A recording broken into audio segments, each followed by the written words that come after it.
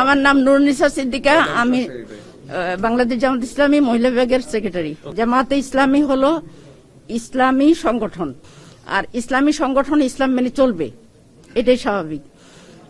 যেখানে আল্লাহ তাআলা পবিত্র কোরআনে বলেছেন, আর রিজালু কাওয়ামুনা আলান নিসায়, পুরুষ হচ্ছে নারীদের পরিচালক।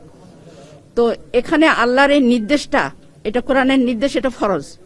সেই হিসাবে কোনো ইসলামী সংগঠনে নারীরা নেতৃত্বে আসতে পারে না। আর আমরা এটা মেনে নিয়েই আমরা ঈমান এনেছি, এটা মেনে নিয়েই আমরা চলছি। সুতরাং শীর্ষ পদে নারী আসাটা গুরুত্বপূর্ণ না, গুরুত্বপূর্ণ হলো নারীর অধিকার আদায় হচ্ছে কিনা। আপনারা দেখছেন বাংলাদেশের গত 54 বছরে 2 জন নারী প্রধানমন্ত্রী দীর্ঘদিন ছিলেন, কিন্তু নারীদের সমস্যার কি সমাধান হয়েছে? নারীদের প্রতি সহিংসতা কি কমেছে? নারীদের অধিকার কি আদায় হয়েছে? তাহলে শুধু নারী শীর্ষ পদে থাকলেই যে একটা কিছু হয়ে যাবে, কথা তো ঠিক না।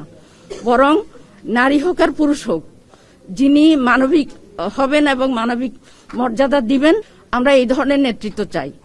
এই জন্য শীর্ষ পদে আসাটা জরুরি মনে করি না।